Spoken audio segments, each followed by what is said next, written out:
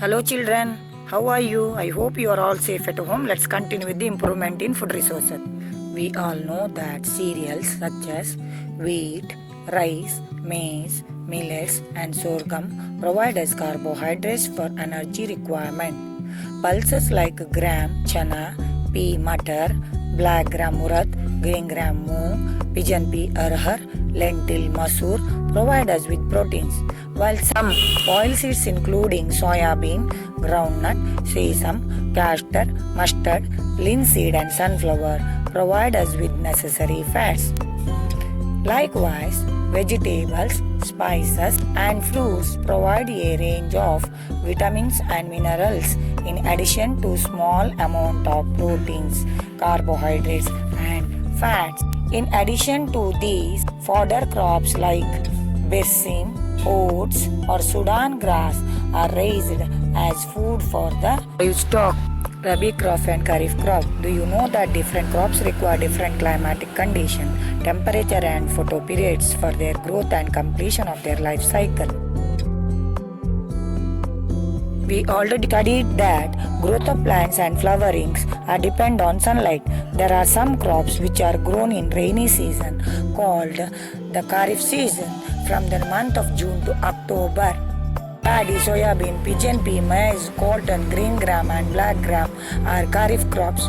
Some crops are grown in winter season called Rabi crops from November to April. Wheat, green gram, peas, mustard, linseed are some of the Rabi crops. In India, there has been a 4 times increase in the production of food grains from 1952 to 2010 with only 25% increase in the cultivable land area. We can see that different practices are involved in farming. It can be divided in 3 stages.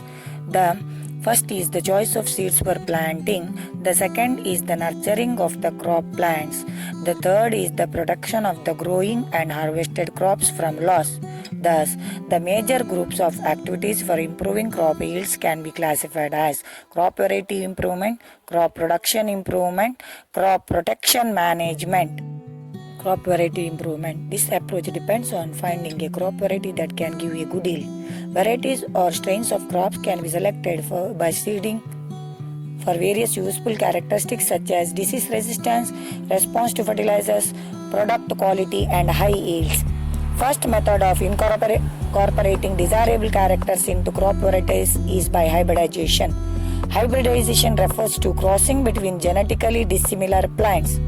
Hybridization crossing may be intervarietal between different varieties, interspecific between 2 different species of the same genus, or intergeneric between different genera.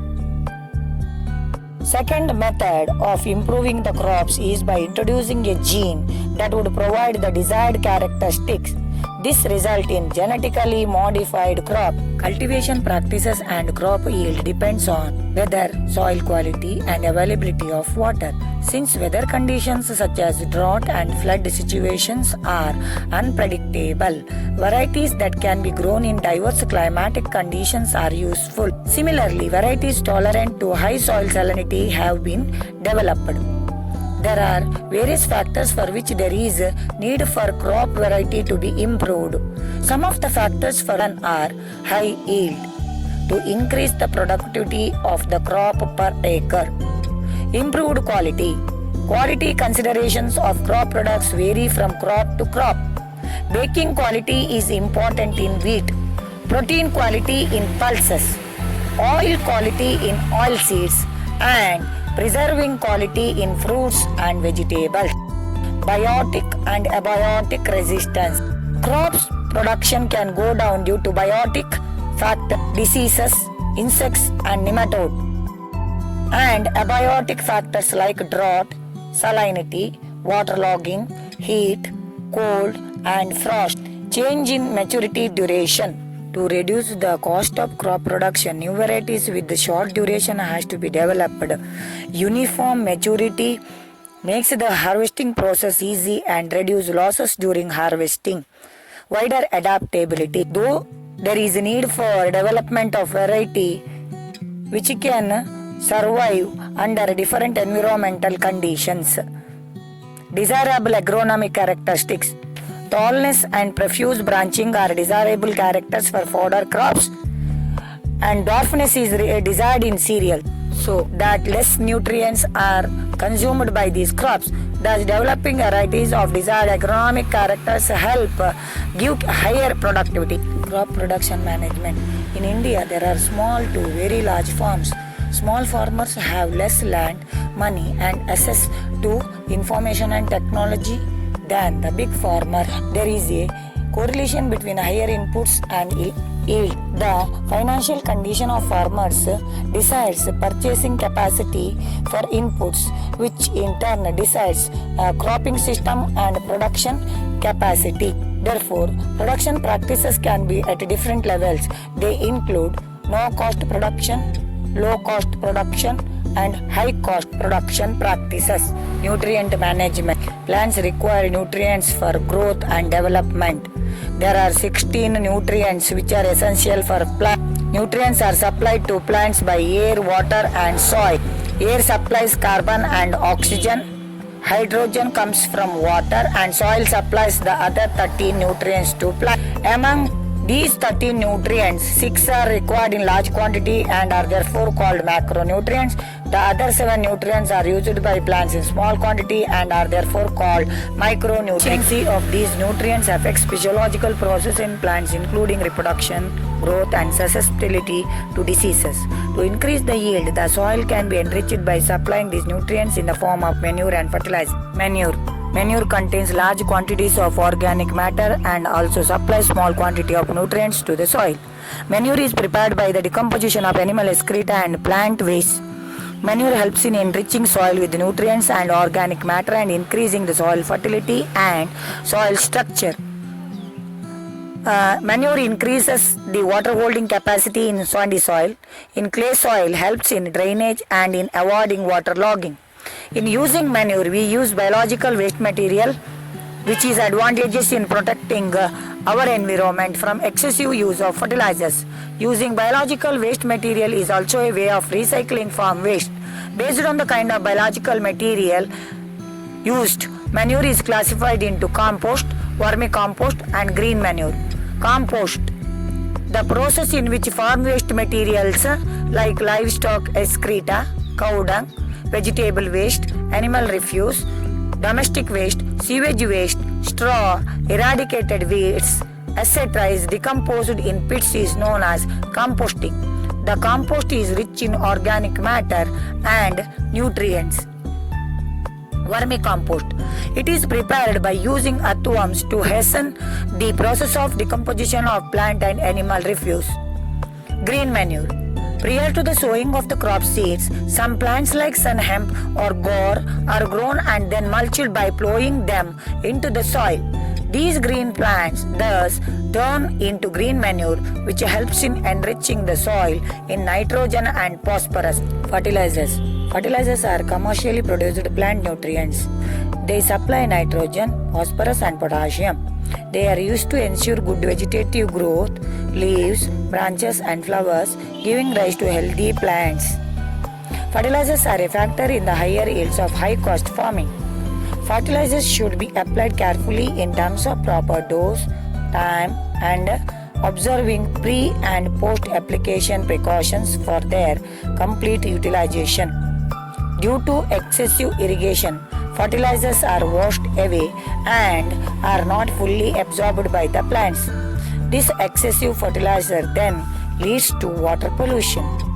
Continuous use of fertilizers in an area can destroy soil fertility because the organic matter in the soil is not replenished and microorganisms in the soil are harmed by the fertilizers used.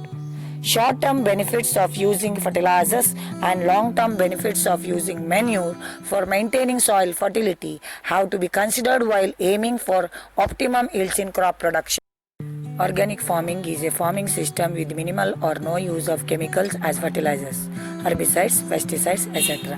and with the maximum input of organic manures, recycled farm waste, straw, and livestock excreta Use of bioagents such as culture of blue-green algae in preparation of biofertilizers, neem leaves or turmeric specifically in grain storage as biopesticides with healthy cropping systems. These cropping systems are beneficial in insect, pest and weed control besides providing nutrients. Irrigation. The technique of providing water to crops in the fields by means of canals, reservoirs, wells and tube wells etc. is called irrigation. Irrigation is important for the following reasons: supply of essential elements, germination of seeds, growth, absorption of nutrients. The design, equipment and techniques of replenishing the soil, water deficit by applying irrigation. Water is known as irrigation system. There are 4 types of irrigation system. Wells are made up of exploiting groundwater. There are 2 types of wells, namely dug wells and tube wells. In a dug well, water is collected from water-bearing structures. Canals are connected to reservoirs or rivers to supply water. The main is divided into branch canals having further distributaries to irrigate fields. River lift system. In areas where canal flow is insufficient or irregular due to inadequate reservoir release, the lift system is more rational. Water is directly drawn from the rivers for supplementing irrigation in areas close to rivers. Tanks are small storage reservoirs which intercept and store the runoff of small catchment area. Cropping patterns. Different ways of growing crops can be used to give maximum benefit. There are 3 main methods of cropping pattern: mixed cropping, intercropping, crop rotation. Mixed cropping is growing 2 or more crops simultaneously on the same piece of land. For example, wheat plus gram or wheat plus mustard or groundnut plus sunflower. This reduces risk and gives some insurance against failure of one of the crops. Intercropping is growing 2 or more crops simultaneously on the same field in a definite pattern. The crops are selected such that their nutrient requirements are different. Few rows of one crop alternate with a few rows of second crop. For example, soya bean plus maize or finger millet, bajra plus cowpea, labia. This ensures maximum utilization of the nutrients supplied and also prevents pests and diseases from spreading to all the plants belonging to one crop in a field. This way both crops can give better returns. Crop rotation is the growing of different crops on a piece of land in a pre-planned succession. Depending upon the duration, crop rotation is done for different crop combinations. The availability of moisture and irrigation facilities decide the choice of the crop to be cultivated after one harvest. If crop rotation is done properly, then 2 or 3 crops can be grown in a year with good harvest.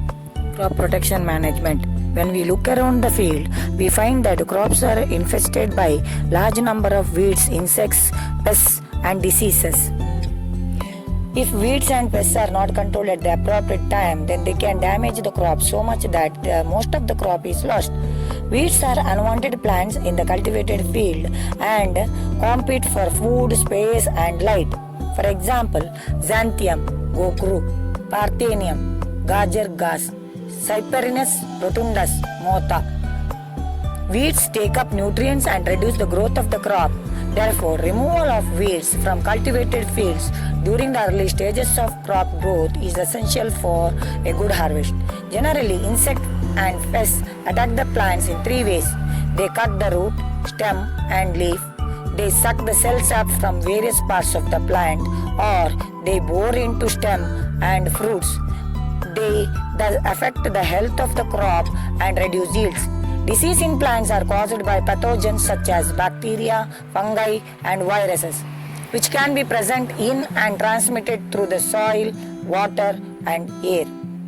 Weeds, insects and diseases can be controlled by various methods. One of the most commonly used method is the use of pesticides, which include herbicides, insecticides and fungicides. We know that excessive use of these chemicals create problems since they can be poisonous to many plants and animal species and cause environmental pollution. Weed control methods also include mechanical removal. Preventive methods such as proper seed bed preparation, timely sowing of crops, intercropping and crop rotation, use of resist varieties and deep plowing during some storage of grains. Storage losses in agriculture products can be very high. Factors responsible for such losses are biotic, insects, rodents, fungi, mites, and bacteria. Abiotic factors like inappropriate moisture and temperatures in the place of storage. These factors cause degradation in quality, loss in weight, poor germinability, discoloration of produces, all leading to poor marketability. I should tell you that these factors can be controlled by proper treatment and by systematic management of warehouses. Preventive and control measures are used before grains are stored for future use. They include strict cleaning of the produce before storage, proper drying of the produce first in sunlight and then in shade, and fumigation using chemicals that can kill pests. Did you know the Agriculture Ministry Research and Development Agency has produced 10 new rice varieties? It hopes will boost production and storing then crops in anticipation of the continuing impact of climate change in the food production. They are Varsha, Danu, Chingam, Kunju Kunju Varna, Kunju Kunju Priya, Gauri and Sweta. Similarly, Sri Arun and Sri Varun are new varieties of sweet potatoes. Anaga is new variety of tomato. 3 new varieties of ori crops are also identified: BL 180, JHO 19-1 and RO-19. Summary. Let us summarize what we have learned. There are 13 nutrients are essential for crops. Of these, 6 are required in large quantity and are known as macronutrients, whereas 7 nutrients are required in small are known as micronutrients. Manure and fertilizers are the main sources of nutrient supply lies to crops.